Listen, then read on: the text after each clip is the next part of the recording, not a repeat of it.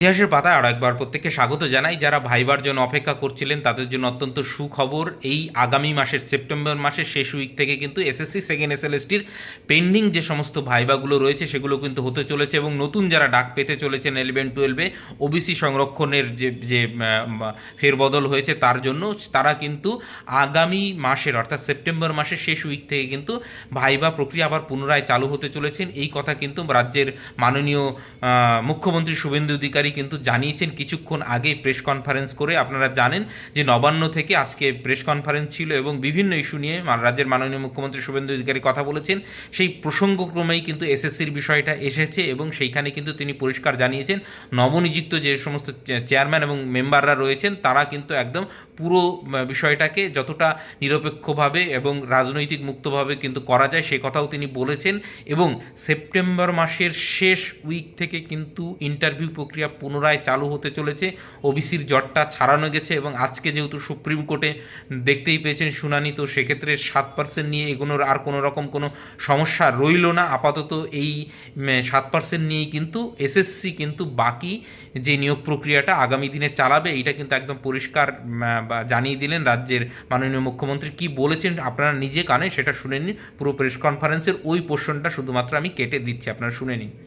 আপনারা দেখবেন, দেখুন ওই রিক্রুটমেন্ট যেগুলো আপনার 9, 10, 11, 12 হাফ ইন্টারভিউ, সেখানে জট ছিল কি ওবিসি 17% দেবেন না 7% দেবেন। পার্সেন্টেজ থেকেও বড় কথা,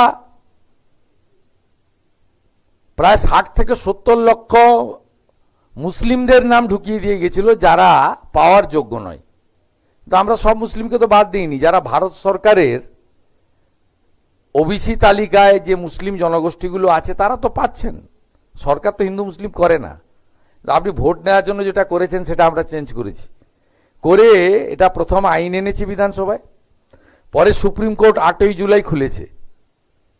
লম্বা সামার ভ্যাকেশন চলে সুপ্রিম কোর্টে, ওখান থেকে এক্সিট করে এসেছি।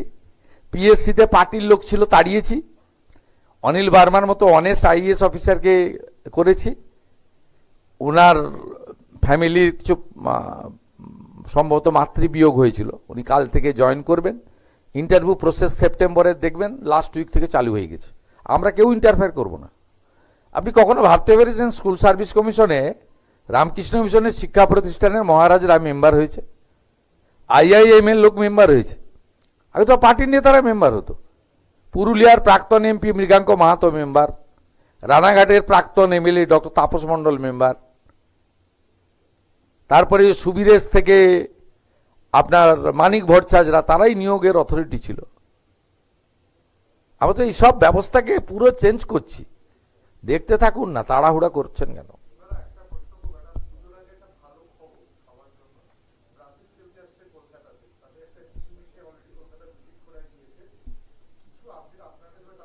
না না, অত ইন্টারফেয়ার করা উচিত না। মন্ত্রীরা কি ল্যাম্প পোস্ট নাকি? ডাক্তার ইন্দ্রনীল খাল উইল স্পিক। যে ধরনের সহযোগিতা চাইবে মুখ্যমন্ত্রীর কাছ থেকে তার দপ্তর, অর্থ দপ্তর সাহায্য করবে। যত খুশি করুন। ডুরান্ট তো খুব সুন্দর হলো, দারুণ হয়েছে, খুব ভালো করেই হয়েছে। তো সব জায়গায় আমাকে যেতে হবে, সব আমাকে করতে হবে, সব আমাকে বলতে হবে কেন? এটা টিমে কাজ হচ্ছে না, আমরা কেন সব করতে হবে? কি আচ্ছা, এটা এটা এটা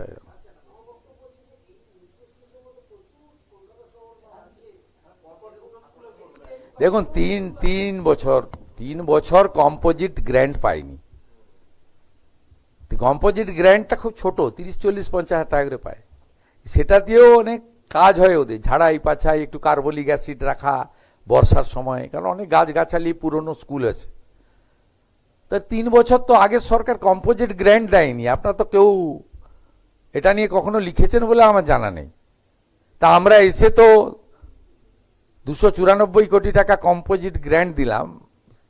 ওটা ছোট টাকা, 50,000, 70,000, 1 লাখ করে কোন কোন স্কুল পেয়েছে। কিন্তু এটা দিয়ে চক ডাস্টার কেনা হয়, কার্বলিক অ্যাসিড, ব্লিচিং ফিনাইল কেনা হয়। এইটাই তো মমতা ব্যানার্জি বন্ধ করে রেখেছিলেন। মিত্র ইনস্টিটিউশনে, যেহেতু আমার বিধানসভা কেন্দ্র, আমি আমার ওএসডি তাকে পাঠিয়েছিলাম এসএসকেএমে। তিনি তিনি ভিডিও কল করে ডাক্তারের সঙ্গে আমাকে কথা বলিয়েছেন, বাচ্চাটাকেও দেখে নিয়েছি।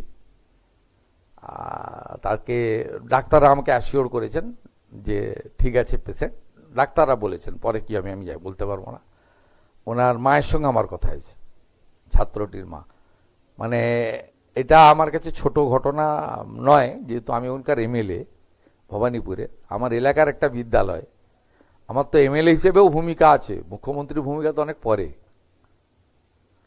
তারা আমাকে জিতিয়েছেন, অর্থাৎ সেই যে দায়িত্ব কর্তব্য ছিল আমি আমার যতটুকু খোঁজ খবর নেওয়ার করেছি, ডাক্তারকে বলেছি টেক কেয়ার করতে।